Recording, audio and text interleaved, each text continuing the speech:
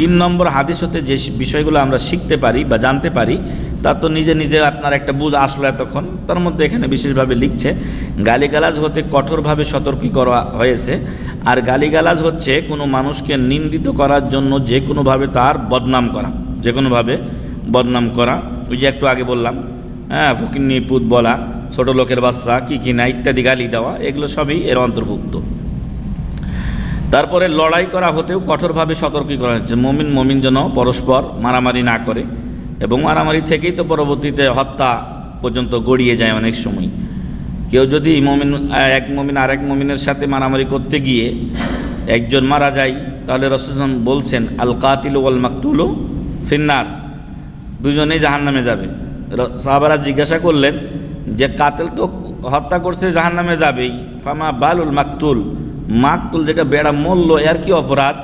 তখন রাসূল বলছেন যে সে তার সাথীকে মারার জন্য প্রস্তুত ছিল কিন্তু পারে নাই, নিয়তটা হত্যা করার ছিল। তো এই জন্য মুমিনের উপরে যেন আমরা অস্ত্র না ধরি। আজকে তো আমাদের দেশ জাহিলিয়াতের মতো হয়ে গেছে কাছাকাছি।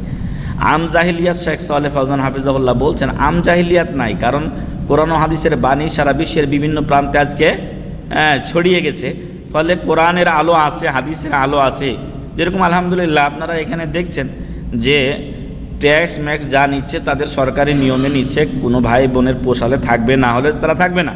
যদিও আমরা মনে করি যে এটা আমাদেরকে তাড়ানোর অন্যতম একটা উপায়, হ্যাঁ, কিন্তু আমাদের কষ্ট হচ্ছে। আমরা অনেকে হয়তো থাকতে চাই দেশটাতে, আল্লাহ রসুলের দেশ, মক্কা মদিনার দেশ, কিন্তু এটা তাদের সরকারি একটা নিয়ম। কিন্তু অশান্তি আছে কি এখানে?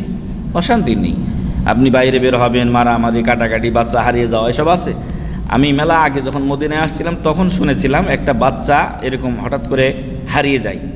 তো সেই বাচ্চাটাকে ওই সেম আমাদের দেশের মতো কিছু দুষ্টু ছেলেরা এইভাবে তাকে ওই পাহাড়ে নিয়ে চলে গিয়েছিল। ওইখানে গিয়ে তার সাথে হয়তো সেম ওই কাজগুলো করছে, যারা এই নষ্ট লোক তারা এরকমই করে থাকে। তো কিভাবে তাকে খুঁজছে? তাকে খুঁজেছে হেলিকপ্টার দিয়ে খুঁজেছে। একটা বাচ্চা হাইজ্যাক হয়েছে, তাকে খুঁজছে কি দিয়ে? সরকার হেলিকপ্টার দিয়ে খুঁজছে, পাহাড়ের কোন জায়গায় পাওয়া যায় নাকি। তারপরে এক জায়গায় তার ওই ব্যাগটা পাইছে, স্কুল ব্যাগ ছিল, ওটা ছাত্রী ছিল, স্কুল ব্যাগটা দেখতে পাইছে ওইখানে। তারপর আস্তে আস্তে খুঁজতে খুঁজতে পেয়ে গেছে। তো হত্যাকারীদের বিচার হয় এখানে মাঝে মাঝেই। হ্যাঁ, তারা তো চাই প্রকাশ্যে করতে, কিন্তু বাইরের চাপ আছে। আসলে এরা তো ওইরকম শক্তিশালী না, শক্তি থাকলে এতে বাধা দেওয়ার কেউ ছিল না। তারপরেও তারা আলহামদুলিল্লাহ এটা বাস্তবায়ন করে। আমাদের দেশে যদি এগুলো হতো, জনসম্মুখে 10টা 5টার বিচার হয়ে গেলে বাকিটা ঠিক হয়ে যেত। তো এখন এমন এক অবস্থা আমরা জীবনযাপন করছি যেখানে ওই জাহিলিয়াতের চাইতেও করুণ অবস্থা হয়ে গেছে। জাহিলিয়াতে যতটুকু আমরা জাহিলিয়াত পড়ি, তো গোত্রে গোত্রে মারামারি কাটাকাটি ছিল। তারপরে জেনা ব্যভিচার ছিল, কিন্তু ওপেন জেনা ব্যভিচার ছিল। তারা প্রকাশ্যে জেনা করতো, মানে রাজি খুশি হয়ে। ছেলে মেয়ে, ওই যেই মহিলা নষ্টা মহিলা, সে আলামত টাঙ্গিয়ে দিত তার বাড়িতে, হ্যাঁ এখানে আমার এই কাজ চলে, যে যায় সে ওই কাজ করে। বিভিন্ন ধরনের জেনা ছিল তাদের সমাজে। কিন্তু এরকম ছিল না যে ছোট বাচ্চা 5 বছরের 7 বছরের বাচ্চাকে দর্শন করে তাকে হত্যা করে ফেলে দেবে। এই জাহিলিয়াত ছিল না। এই দিক থেকে আমাদের দেশ এখন চরিত্রহীনতার অধপতনের অতল তলে তলিয়ে গেছে।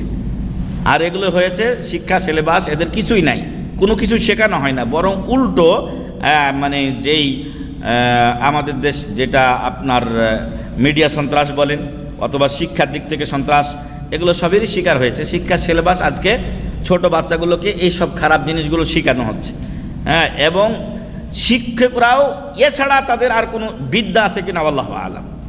ভালো যে একটা ছাত্রকে গড়ে তুলবে, একটা জাতি গঠন করার মতো বেশিরভাগ শিক্ষক আজকে প্রতিষ্ঠানগুলোতে এরকম নয়। তারা আজকে শুধু বেতনের ধান্দায় আছে, তারপরে গিয়ে আবার টিউশনি করা এবং এই সব খারাপ কাজের সাথেই তারা জড়িত, যা শেষ দিকে আপনারা দেখতে পাচ্ছেন। তো যাই হোক, আল্লাহ যেন এদেরকে হেদায়েত দান করেন, আল্লাহুম্মা আমিন। তো মুমিন, একটু যেটা আমরা কথা বলছিলাম, মুমিনের বিরুদ্ধে অস্ত্র ধারণ নিয়ে তো আমাদের সমাজে মানে ওয়ান্টুর ব্যাপার। আচ্ছা, নয়ন বন্ড, সে সন্ত্রাসী যাই হোক, যে রিফাত, তো তারা কি উভয়ের ধর্ম ইসলাম, মুসলিম নিজেকে দাবি করে তারা, কিন্তু পরস্পরের তাদের এই অবস্থা। প্রত্যেকটা জায়গাতে একই অবস্থা হচ্ছে। ভারতে যেগুলো হচ্ছে, আল্লাহ মালাউনদেরকে ধ্বংস করুন, আল্লাহুম্মা আমিন। কিন্তু ওরা তো হিন্দু, ওরা মুসলিমদেরকে মারবে, এটা ওরা শক্তি পেয়েছে। দুবার তারা সংসদে এসেছে এবং কি বলছে যে তারা তাদের এই ম্যান্ডেটটা এভাবেই কাজে লাগিয়েছে। হ্যাঁ, হিন্দু ধর্ম রাষ্ট্র তারা কায়েম করবে ইত্যাদি, এগুলোই তাদের প্ল্যান ছিল। তো সেখানে আমাদের মুসলিম ভাই বোনেরা নির্যাতিত হচ্ছেন, আল্লাহ যেন তাদেরকে সহযোগিতা করেন, আল্লাহুম্মা আমিন। আর জালেমদের আল্লাহ ধ্বংস করুক, এই দোয়াই আমরা করি। কিন্তু সেখানের একটা বিষয় যেটা আমি বলছি, যে সেখানে নির্যাতিত হোক এটা আমরা বলছি না, বরং তাও সেখানে একটা কি আসে, হিন্দু মুসলিমের ব্যাপার আছে। কিন্তু আমাদের দেশে কি হচ্ছে, তার চাইতেও কঠিন অবস্থা। আরে পিটায় পিটায় মানুষ মেরে খাচ্ছে, আইন বলে কোনো জিনিস নেই। আচ্ছা ঠিক আছে, কেউ একটা মানুষকে হত্যা করছে, তাই বলে তাকেও ওইভাবে পিটিয়ে মেরে ফেলে দিতে হবে? আসলে আইন তো এখন নাই, যার ফলে মানুষ আর আস্থা পাচ্ছে না। তাদের চিন্তা হচ্ছে এ তো পুলিশের কাছে গেলে পুলিশ বাণিজ্য করে ছেড়ে দেবে তাকে, ফলে তার আগেই আমরা তাকে মেরে ফেলি। তো এই যদি হয় দেশের আইনের অবস্থা, তাহলে তো জাহিলিয়াতের চাইতে হয়তো ভালো ছিল এই দিক থেকে। যাই হোক, তাহলে মুমিন ব্যক্তি পরস্পর যেন মারামারি গালাগালি এগুলো না করে। হাদিসে গালিগালাজের কথা আগে উল্লেখ করা হয়েছে, তার কারণ হচ্ছে যে স্বাভাবিকভাবে লড়াই সৃষ্টি হওয়ার পূর্বে গালিগালাজ দিয়ে কি হয়, শুরু হয়। হ্যাঁ, আগে বকাঝকা শুরু হয়, তারপরে হাতাহাতি, তারপর তখন লাঠি ইত্যাদি নেশানেশি শুরু হয়। তারপরে 3 নম্বরে উত্তম স্বভাবে সুসজ্জিত হওয়ার প্রতি এবং মন্দ স্বভাব হতে দূরে থাকার প্রতি উৎসাহিত করা হয়েছে। যখন গালিগালাজ ছাড়বেন, মারামারি ছাড়বেন, তখন কোন দিকে যাবেন? আপনি ভালোর দিকে যাবেন, এর প্রতি উৎসাহিত করা হয়েছে।